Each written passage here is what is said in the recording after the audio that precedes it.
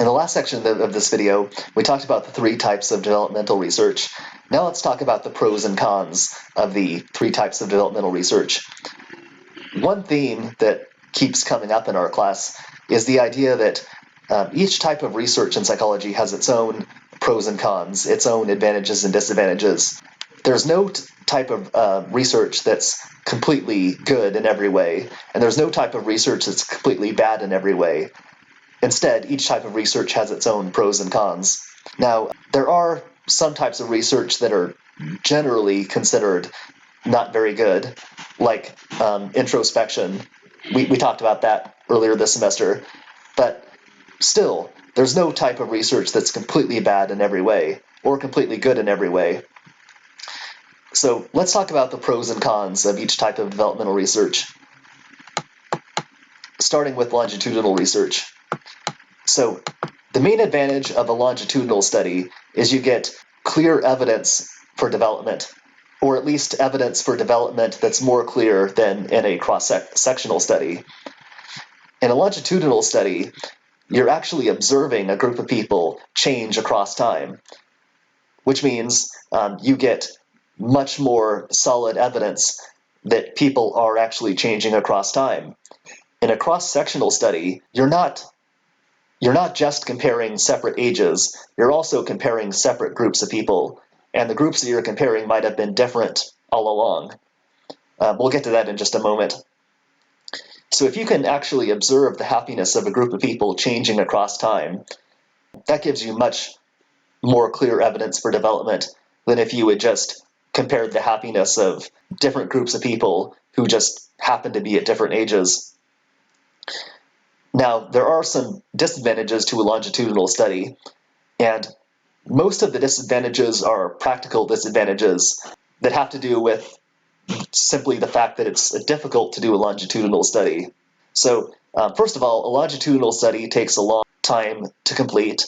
Typically, it takes a long time to complete because in a longitudinal study, you're tracking one group of people across a series of time points, and those time points could be pretty far apart. So a longitudinal study takes a lot of commitment on the part of both the researcher and the participants. If the researcher isn't very committed, or if the participants aren't very committed and motivated, the study won't be completed. Also, on average, a longitudinal study has a much higher dropout rate than a cross-sectional study. That's because longitudinal studies tend to be quite long, like even 60 years. And when a study goes on for that length of time, a lot of people will end up dropping out, or at least a considerable number of people will end up dropping out, because it's just very hard to stay in a study for that long, because, well, things happen in life, and a person could end up dropping out for any reason. Cross-sectional studies tend to have low dropout rates because a cross-sectional study is done at a single point in time, and there isn't very much commitment involved on the part of the participants.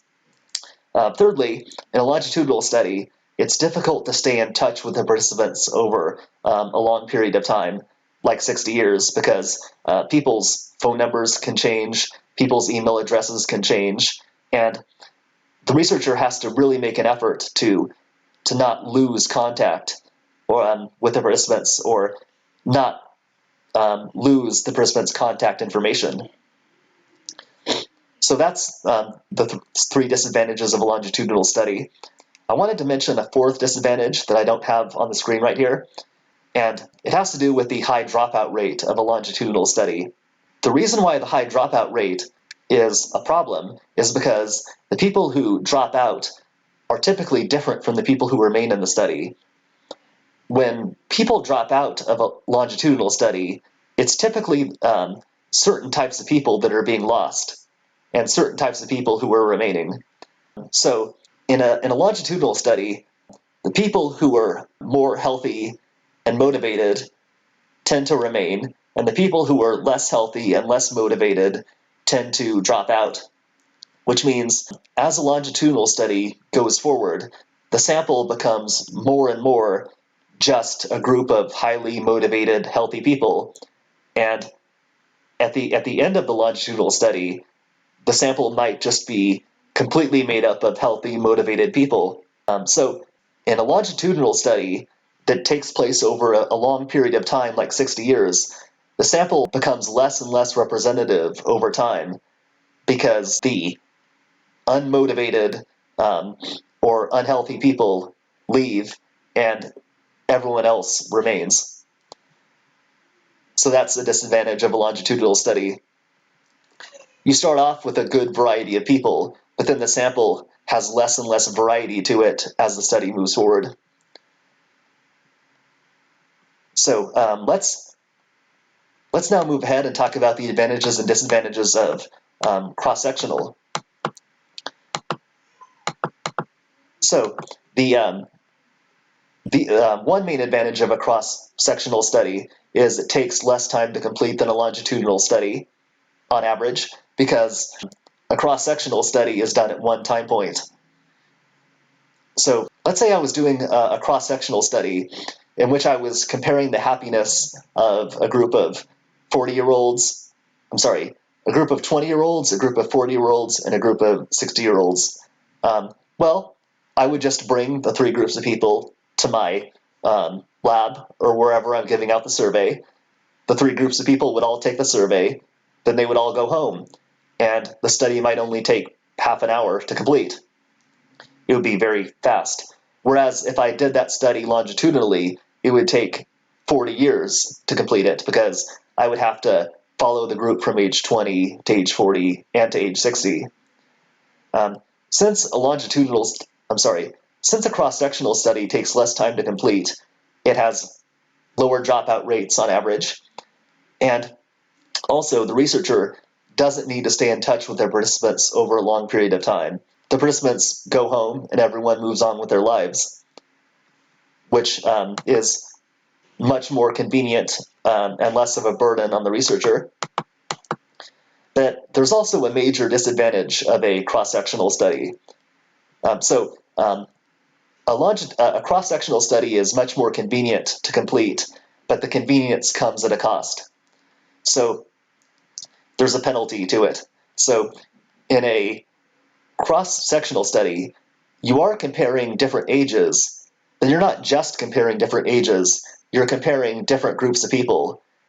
And the groups of people that you're comparing could be different in a variety of ways. They could have different personalities, they could have different levels of intelligence. So let's imagine for a moment that that you do a cross-sectional study and you're looking at whether extroversion increases from age 10 to age 30. And you give out an extroversion survey to a group of 10-year-olds and a group of 30-year-olds, and you actually see a difference. Let's imagine that in your data set, the 10-year-olds turn out to be more introverted and the 30-year-olds turn out to be more extroverted, just like you predicted. Well, that could mean that extroversion tends to increase between those two ages. But it could just be that in your study, you happen to get an introverted group of 10-year-olds and an extroverted group of 30-year-olds. And it could be that one group was introverted all along and one group was extroverted all along.